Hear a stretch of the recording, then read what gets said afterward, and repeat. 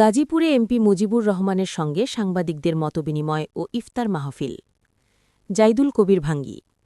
গাজীপুর ১ আসনের জাতীয় সংসদ সদস্য ও কালিয়াকৈর পৌরসভার মেয়র মুজিবুর রহমানের সঙ্গে গাজীপুরের সাংবাদিকদের মতবিনিময় সভা ও দোয়া ইফতার মাহফিল অনুষ্ঠিত হয়েছে।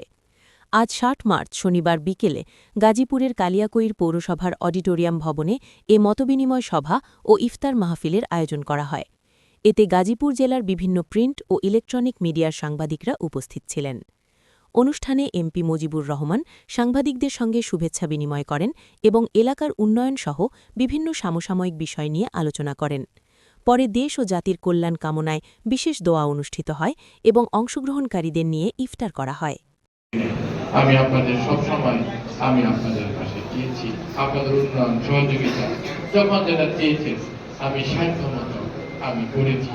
আমি হয়তো বড় কিছু পারি নাই, কিন্তু কখনো কাউকে বঞ্চিতও করিনি।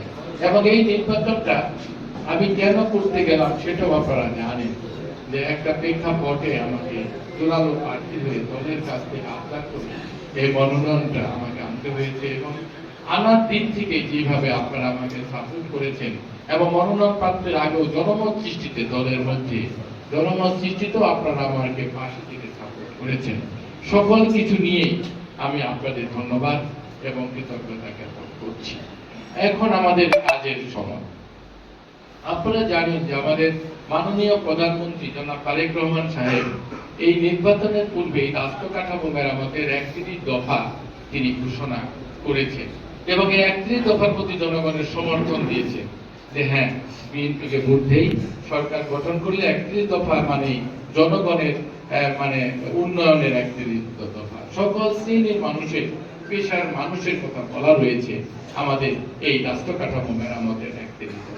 এখনো কিন্তু আমরা তা বাস্তবায়ন শুরু করিনি। আমাদের প্রথম অধিবেশন করবে ১২ তারিখে। এর মধ্যে আমাদের মাননীয় প্রধানমন্ত্রী জনাব তারেক রহমান আমাদের ১৮০ দিনের কর্মসূচি আপনারা জানেন ঘোষণা করেছে। অর্থাৎ ১৮০ দিনের মধ্যে সরকারের যা পরিকল্পনা, আমরা সেই পরিকল্পনাটা জনগণের দ্বার প্রান্তে আমরা তুলে ধরতে